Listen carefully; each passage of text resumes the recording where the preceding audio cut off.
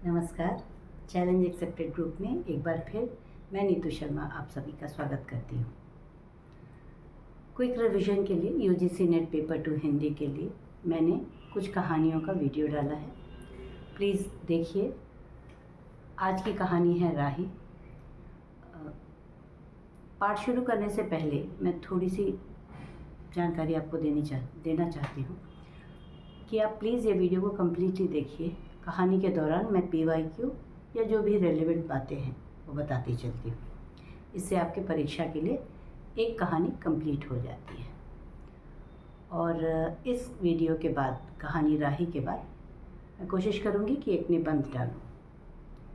और एनकरेज करने के लिए जो देख रहे हैं उनका बहुत बहुत धन्यवाद। और आप सबसे निवेदन है कि please like, share, comment and subscribe. Thank you. कहानी का पाठ शुरू करने से पहले हम थोड़ा सा कहानी के बारे में जानेंगे। सुभद्रा कुमारी चौहान कहानी राही की लेखिका हैं। इनका जन्म 1904 में हुआ था। और आज की कहानी राही एक छोटी सी कहानी है जो मुख्यतः संवादात्मक शैली में लिखी गई है। आज भी ये प्रासंगिक है। जेल में अनीता और राही, इन दो पात्रों का संवाद मुख्यतः इस कहानी में है। गरीबों के कष्ट के निवारण के में ही सच्ची देशभक्ति है, ये इसका केंद्र बिंदु, मुख्य संदेश माना जा सकता है। इसके साथ साथ कुछ प्रासंगिक चीज़ें भी हैं जो हर काल में प्रासंगिक रही है। जैसे वहाँ उस समय की बात है, 1947 की ये कहानी है। तो देखती हैं कि सत्याग्रहियों में कैसे सत्ता लोलुपता है, ये चीज़ दिखाया गया है इस कहानी में। मुख्यतः मानव सेवा को ही इन्होंने देश सेवा माना है। एक गरीबों के कष्ट निवारण में जो सच्ची देश प्रेम है वो हमें इस सत्याग्रह और राजनीति में नहीं। जैसा मैंने कहा था, हमको कहानी संग्रह, उसमें कितनी कहानियाँ हैं ये सब जानना है।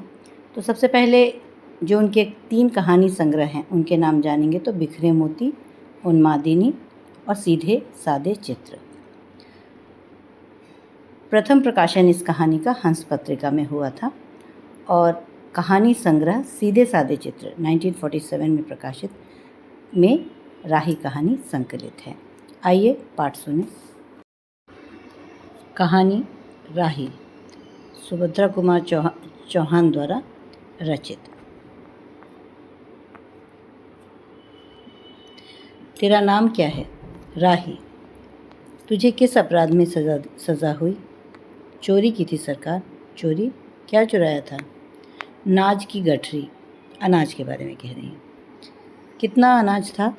होगा 5-6 सेर। ऐसे क्वांटिटी का, उम्र का, डिस्टेंस का, ये सब प्रश्न आते हैं। तो 5-6 सेर अनाज लगभग इसने चुराया था। और सज़ा कितने दिन की हुई? साल भर की। ये भी देख लें, साल भर की सज़ा हुई थी। तो तूने चोरी क्यों की? मजदूरी करती, तब भी दिन भर में 3-4 आने पैसे मिल जाते। हमें मजदूरी नहीं मिलती सरकार। हमारी जाति मंगरोरी है। मंगरोरी यानी मांग के खाने वाले। ये जाति भी ध्यान रखिएगा। हम केवल मांगते खाते हैं और भीख न मिले तो फिर चोरी करते हैं। उस दिन घर में खाने को नहीं था। बच्चे भूख से तड़प रहे थे। बाज़ार में बहुत देर तक मांगा। बोझ ढोने के लिए टोकरा लेकर भी बैठी रही, पर कुछ नहीं मिला। सामने किसी का बच्चा रो रहा था। उसे देखकर मुझे अपने भूखे बच्चे की याद आ गई।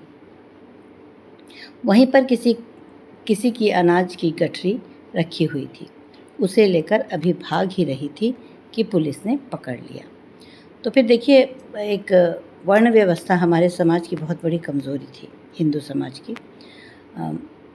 किसी हद तक, बहुत कम, लेकिन आज भी ये कहीं कहीं दूर दराज गाँवों में लागू है। गैरकानूनी ढंग से जिसका बहुत कम लोग जिसके खिलाफ़ आवाज़ भी उठा रहे हैं, बहुत कम हुआ है। तो ये वर्ण व्यवस्था की जो नेगेटिव एस्पेक्ट है उसमें देखिए, वो मैं काम करना चाहती है लेकिन उसे काम दिया नहीं जाता क्योंकि वो मंगरौरी जाति की है। अनीता ने एक ठंडी सांस ली, बोली, फिर तूने कहा नहीं कि बच्चे भूखे थे इसलिए चोरी की? संभव है इस बात से मजिस्ट्रेट कम सज़ा देता। हम गरीबों की कोई नहीं सुनता सरकार। बच्चे आए थे कचहरी में, मैंने सब कुछ कहा, पर किसी ने नहीं सुना। अब तेरे बच्चे किसके पास हैं? उनका बाप है? अनीता ने पूछा। राही की आंखों में आंसू आ गए। वह बोली, उनका बाप मर गया सरकार, जेल में उसे मारा था और वहीं अस्पताल में वह मर गया। अब बच्चों का कोई नहीं है। तो तेरे बच्चों का बाप भी जेल में ही मरा? वह क्यों जेल आया था? अनीता ने प्रश्न किया। उसे तो बिना कसूर के ही पकड़ लिया था सरकार, राही ने कहा। ताड़ी पीने को गया था, 2-4 दोस्त उसके साथ थे। मेरे घर वाले का एक वक्त पुलिस वाले के साथ झगड़ा हो गया था, उसी का उसने बदला लिया। 109 में उसका चालान करके साल भर की सज़ा दिलाई थी, वहीं मर गया। 109 सेक्शन बता रहा है। अनीता ने एक दीर्घ निश्वास के साथ कहा, अच्छा जा, अपना काम कर। राही चली गई। अनीता सत्याग्रह करके जेल आई थी। पहले उसे बी क्लास दिया गया था, फिर उसके घर वालों ने लिखा पढ़ी करके उसे ए क्लास में दिलवा दिया। तो जैसा आप जानते हैं कि जेल में भी क्लासेस होते हैं और उस लेवल के उस आधार पे उनको फैसिलिटीज़ दिए जाते हैं। तो ये बी क्लास में इनको डाला गया था जेल में। बड़े बड़े लोग हैं, सत्याग्रही हैं, तो उनका एक, चाहे वो गैर कानूनी हो, चाहे उन्हें सज़ा दी गई हो, उन्हें जेल में रखा गया हो, लेकिन उनका एक रुतबा भी होता था, तो उनको ए क्लास में फिर दिलवाया गया। अनीता के सामने आज एक प्रश्न था। वह सोच रही थी, देश की दरिद्रता और इन निरीह गरीबों के कष्टों को दूर करने का कोई उपाय नहीं है। हम सभी परमात्मा के संतान हैं, एक ही देश के निवासी। कम से कम हम सबको खाने पहनने का समान अधिकार तो हो। फिर यह क्या बात है? कुछ लोग तो बहुत आराम करते हैं और कुछ लोग पेट के अन्न के लिए चोरी करते हैं। ये हर काल में ज़्यादा या कम होता ही रहा है।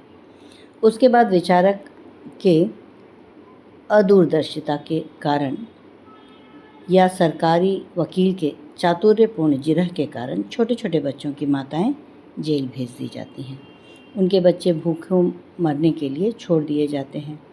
एक और तो यह कैदी है जो जेल आकर सचमुच जेल जीवन का कष्ट उठाती है, और दूसरी ओर हम लोग जो अपनी देशभक्ति और त्याग का ढिंढोरा पीटते हुए जेल आते हैं। हमें आमतौर से दूसरे कैदियों के मुकाबले अच्छा बर्ताव मिलता है, फिर भी हमें संतोष नहीं होता। हम जेल आकर ए और बी क्लास के लिए झगड़ते हैं। जेल आकर ही हम कौन सा बड़ा त्याग कर देते हैं? जेल में हमें कौन सा कष्ट रहता है, सिवाय इसके कि हमारे माथे पर नेतृत्व का सील लग जाता है।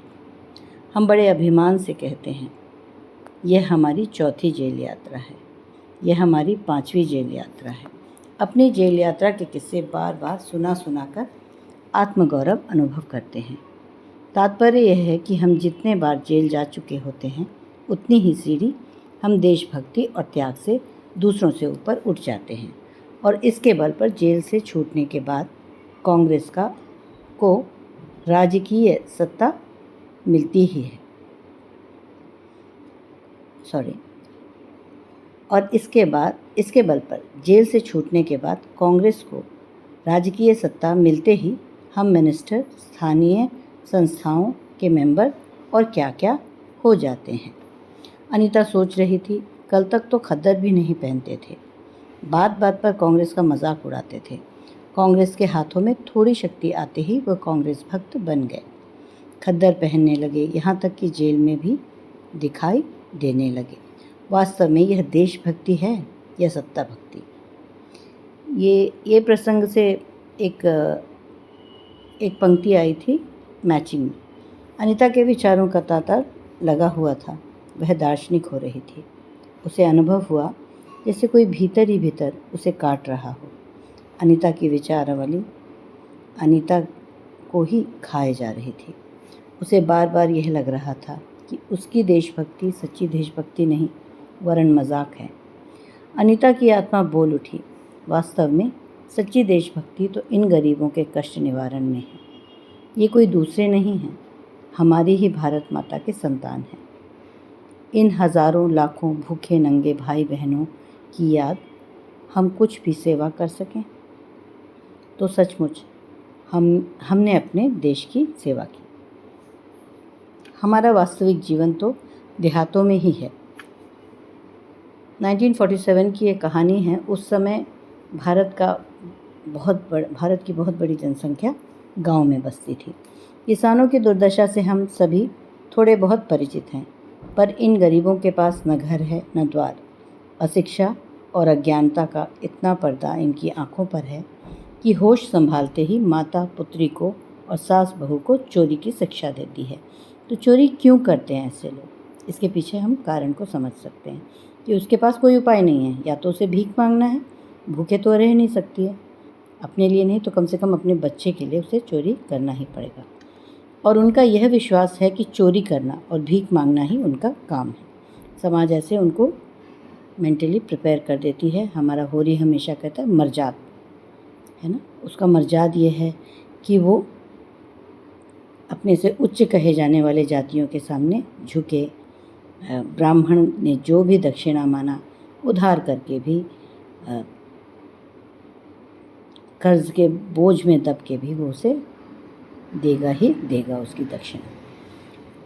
तो इसी तरह से इन लोगों के संस्कार में ये चीज़ बन जाता है। हमारे समाज का ऐसा स्ट्रक्चर था।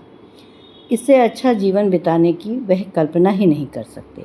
आज यहाँ डेरा डाले तो कल कहीं और चोरी की। बचे तो बचे, नहीं तो फिर 2 साल के लिए जेल।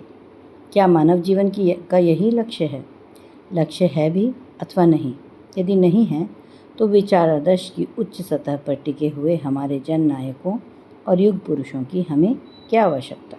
इतिहास, धर्म, दर्शन, ज्ञान, विज्ञान का कोई अर्थ नहीं होता। पर जीवन का लक्ष्य है, अवश्य है। संसार की मृगमरीचिका में हम लक्ष्य को भूल जाते हैं।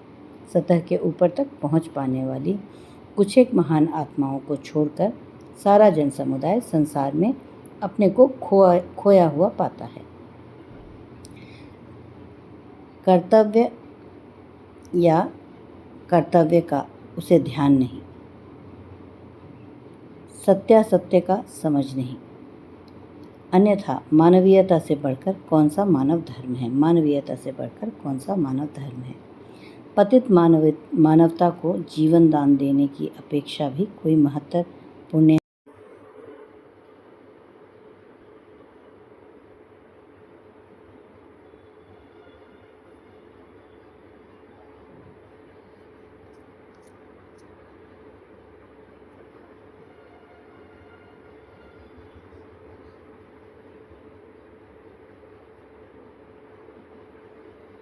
पतित मानवता को जीवन दान देने की अपेक्षा भी कोई महत्तर पुण्य है? राही जैसी भोली भाली किंतु गुमराह आत्माओं के कल्याण की साधना होनी चाहिए। सत्याग्रही की यही प्रथम प्रतिज्ञा क्यों न हो? देशभक्ति का यही मापदंड क्यों न बने? अनीता दिन भर इन्हीं विचारों में डूबी रही। शाम को वह इसी प्रकार कुछ सोचते सोचते सो गई। रात में उसने सपना देखा कि जेल से छूटकर वह इन्हीं मंगरोरी लोगों के गांव में पहुंच गई है। वहां उसने एक छोटा सा आश्रम खोल दिया है। उसी आश्रम में एक तरफ छोटे छोटे बच्चे पढ़ते हैं और स्त्रियां सूत काटती हैं, दूसरी तरफ मर्द कपड़ा बुनते हैं और रुई धुनते हैं। शाम को रोज़ उन्हें धार्मिक पुस्तकें पढ़कर सुनाई जाती हैं और देश में कहाँ क्या हो रहा है यह सरल भाषा में समझाया जाता है। वही भीख मांगने और चोरी करने वाले लोग अब आदर्श ग्रामवासी हो रहे हैं। रहने के लिए उन्होंने छोटे छोटे अपना घर बना लिए हैं। राही के अनाथ बच्चों को अनीता अपने साथ रखने लगी है। अनीता यही सुख स्वप्न देख रही थी। रात में वह देर से सोई थी। सुबह 7 बजे तक उसकी नींद नहीं खुली। अचानक एक स्त्री जेलर ने उसे आकर जगा दिया और बोली, आप घर जाने को तैयार हो जाइए, आपके पिता बीमार हैं, आप बिना शर्त छोड़ी जा रही हैं। तो देखिए यहाँ फ़र्क है कि एक अपर क्लास सत्याग्रही को के साथ क्या ट्रीटमेंट होता है और एक छोटी सी चोरी जिसमें वो सफल भी नहीं हुई उसके लिए राही के बच्चे अनाथ छोड़ दिए गए हैं अपने जीवन को खुद ही भोगने के लिए। अनीता अपने स्वप्न को सच्चाई में परिवर्तित करने के लिए एक मधुर कल्पना ले घर चली गई। तो ये थी हमारी कहानी राही। अगली वीडियो हमारी निबंध से संबंधित होगी। मैं कोई एक निबंध लेके आऊँगी और प्लीज़ वीडियोस को आप वॉच करिए, पूरा सुनिए। एग्ज़ाम के कुछ ही दिन हैं, आपका एक एक टॉपिक छोटा छोटा होते जाएगा, कंप्लीट होते जाएगा। Please like, share and comment. Thank you.